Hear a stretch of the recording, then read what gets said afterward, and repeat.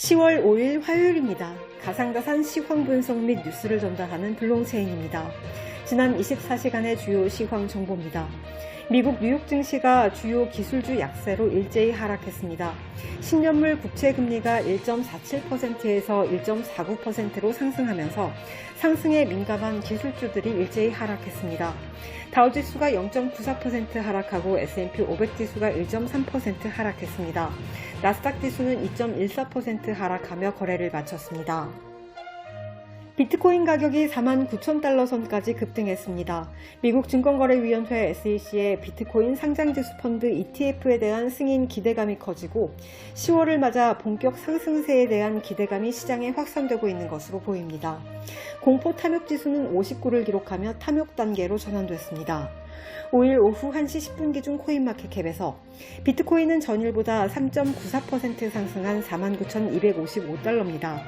이더리움은 1.64% 상승한 3,392달러입니다. 에이다는 2.48% 상승한 2.22달러입니다. 리플은 2.28% 상승한 1.05달러입니다. 솔라나는 0.39% 상승한 166달러입니다. 도지코인은 13.16% 상승한 0.241달러입니다. 비트코인 캐시는 1.17% 상승한 555달러입니다. 다음은 주요 뉴스입니다.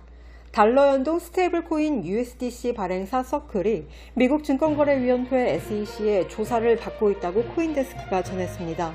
관련 서류에 따르면 지난 7월 서클은 SEC로부터 소환장을 받은 것으로 알려졌습니다.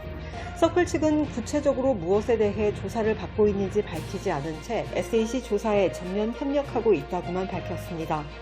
미디어는 서클이 서클일드라는 고이자 수익 상품을 출시한 지 한 달 만에 SEC 소환장을 받았다고 설명했습니다.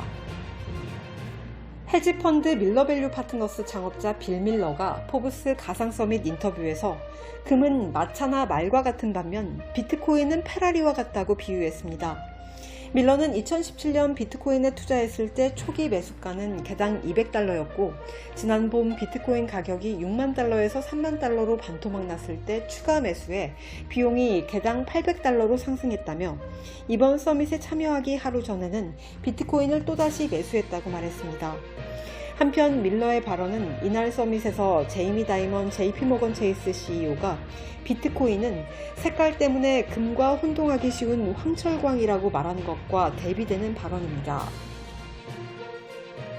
가상자산 데이터 분석업체 센티멘트가 트위터를 통해 비트코인이 4주 만에 처음으로 5만 달러를 회복하기 직전 거래소 공급 비율이 2019년 6월 4일 이후 최저 수준으로 떨어졌다고 밝혔습니다. 30개월 만에 최저치를 기록함에 따라 대량 매도 가능성은 낮아졌다고 전했습니다. 헤럴드 경제에 따르면 실명 계좌를 통해 원화 거래가 가능한 4대 가상자산 거래소 업비트, 빗썸, 코인원, 코빗의 예치금이 1년 만에 1300% 급증한 것으로 집계됐습니다. 이들 거래소와 협업 중인 은행의 실명 확인 계좌 수는 같은 기간 800% 가까이 증가했습니다. 5일 국회 정무위원회 소속 윤창현 국민의힘 의원실이 금융감독원에서 받은 자료에 따르면 이들 거래소의 지난달 기준 실명 계좌 관련 예치금은 총 9조 2035억에 달합니다. 이는 지난해 대비 1368% 증가한 수치입니다. 실명 확인 계좌는 지난해 6월 이후 매월 증가세입니다. 4대 거래소는 올해 2분기 K뱅크와 농협은행, 신한은행에 총 169억 700만 원의 수수료를 냈습니다. 이는 1분기 수수료인 70억 5,500만 원 대비 100% 이상 증가한 수치입니다. 로이터 통신에 따르면 뱅크 오브 아메리카가 현지 시간 4일 가상자산 및 디지털 자산에 초점을 맞춘 첫 연구 보고서를 발표했습니다. 보고서를 통해 뱅크 오브 아메리카는 디지털 자산은 무시하기에는 규모가 매우 크고 완전히 새로운 자산 클래스를 형성할 수 있다며 비트코인은 시가총액 9천억 달러에 이르는 중요한 시장이지만 이 외에도 디파이, 스테이블 코인, NFT 등 주목할 영역이 많다고 전했습니다. 데일리 호들에 따르면 전 중앙정보국과 미국 국가안보국의 컴퓨터 기술자 에드워드 스노든이 최근 중국 정부의 가상자산 규제 강화가 비트코인을 더욱 강력하게 만들었다고 평가했습니다.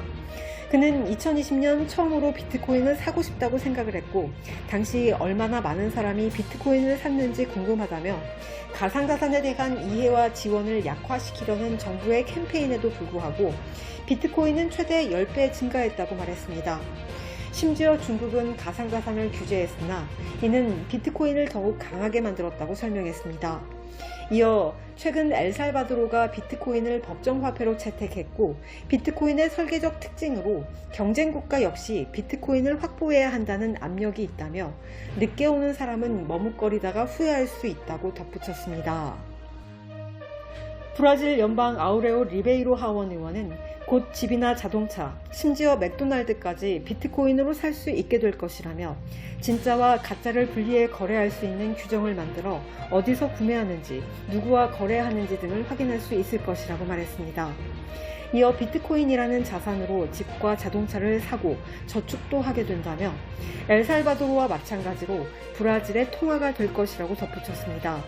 브라질 하원 소위원회가 지난주 가상자산에 관한 규율을 정하는 법안을 승인했으며, 만약 이번 주로 예정된 회의에서 법안이 최종 통과된다면 엘살바도르와 같은 비트코인 법정 통화 국가가 된다는 의미입니다. 더불어 법안의 통과는 정부기관에서 규제한다는 것과 함께 비트코인 거래를 허용하는 것 이상의 정책적 합의가 있는 것으로 우리는 이미 중앙은행, 브라질 증권거래위원회와 일상적으로 사용하는 통화임을 인정하기로 합의되었다고 전했습니다. 이상으로 10월 5일 블록체인을 마칩니다.